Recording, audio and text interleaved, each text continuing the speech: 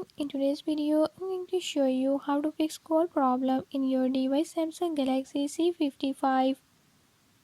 In this video I'm going to share few tips that you can use to fix it.